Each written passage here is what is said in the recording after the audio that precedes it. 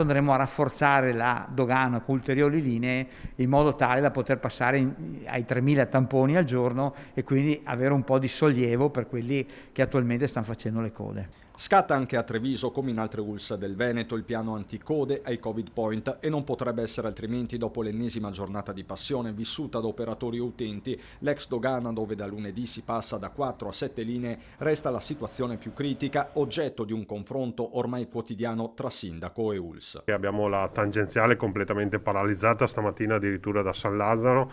Ovviamente il numero di tamponi che stanno eseguendo è davvero elevatissimo, si parla di migliaia di persone e quindi automaticamente migliaia di macchine incolonnate. Ma non c'è solo l'ex dogana, la direzione generale sta valutando infatti la riapertura a tutte le fasce d'età anche di quei Covid Point dedicati alle scuole, come quello di Dosson. Se vediamo come immagino che si possa gestire, come stiamo gestendo bene il discorso delle scuole, quindi con orari prestabiliti e con giorni prestabiliti, si possa aprire un mattina a pomeriggio anche per quelli che non sono minori, in modo tale da alleggerire soprattutto l'ex dogana. Per Benazzi l'assalto di queste ore si può anche spiegare con la necessità di effettuare i tamponi di uscita per tutti quei soggetti che si sono infettati durante le festività. Per questo si prevede un calo fisiologico, ma la vera svolta per un tracciamento ormai al collasso potrebbe arrivare solo dal recepimento a livello nazionale della proposta del presidente Luca Zaia, quella di non considerare casi i soggetti positivi asintomatici,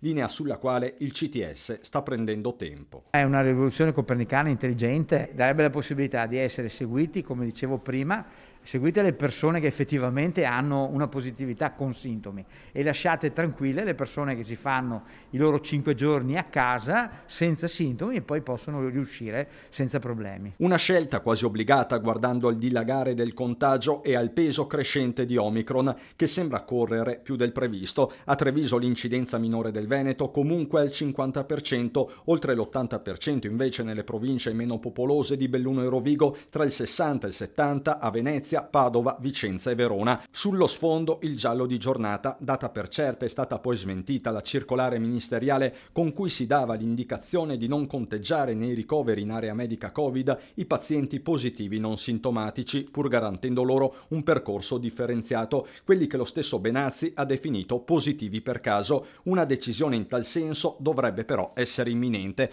Attenzione, Omicron continua a fare danni soprattutto ai non vaccinati. Questo l'abbiamo visto, purtroppo lo continuiamo a vedere, è chiaro che bisogna fare il booster.